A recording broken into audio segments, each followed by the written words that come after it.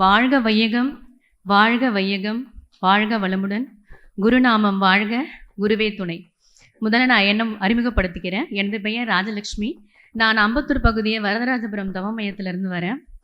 இந்த 3 நாட்கள் நாம் எதுக்காக வந்தோம்? அருளிதியர் பயிற்சிக்காக வந்தோம். அதை அடைஞ்சோமா தெரியல, ஆனால் அடைஞ்சோம்.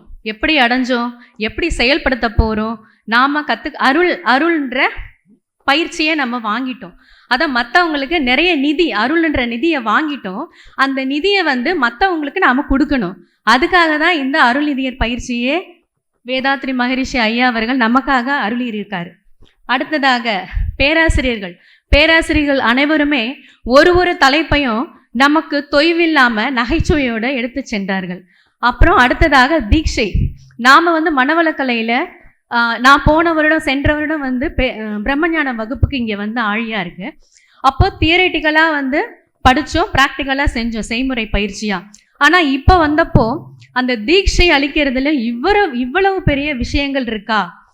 அந்த ஆகினை தீட்சை ஆகட்டும், தீட்சையாகட்டும், சாந்தி தவம் ஆகட்டும், அந்த பேராசிரியர்கள் எல்லாம் எத்தனை முறை நம்மளுக்கு விளங்குமாறு ஒரு மாணாக்கர்களுக்கு சொல்ற மாதிரி, ஒரு பள்ளியில் இருக்கிற மாணாக்கர்களுக்கு சொல்ற மாதிரி எத்தனை தடவை சந்தேகம் எழுந்தாலும் அவங்க அதை நிவர்த்தி செய்கிற மாதிரி சொல்லி கொடுத்தாங்க.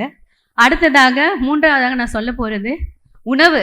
நம்ம அம்மா வீட்டுக்கு போனால் கூட அங்கே அண்ணி இருப்பா, தம்பி ஒய்ஃப் இருப்பா. அம்மா சுதந்திரமாக நம்மளுக்கு சமைச்சு போட முடியாது. ஏன்னா அங்கே ஒரு பெரிய தடங்கள் இருக்கும். நம்மளை ஐயோ அவங்க இருக்காங்களே, எப்படா சாப்பிட்றது? ஒரு நாள் விருந்தும் மருந்தும் 3 நாள் சொல்லுவாங்க.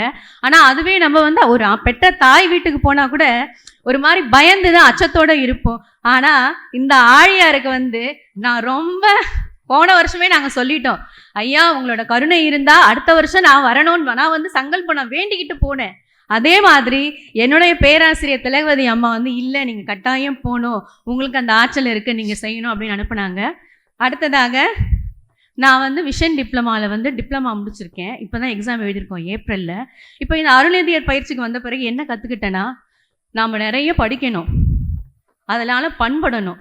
பயில்வோம், பண்படுவோம், தொண்டாற்ற புறப்படுவோம். வாழ்க வளமுடன். அனைவருக்கும் நன்றி.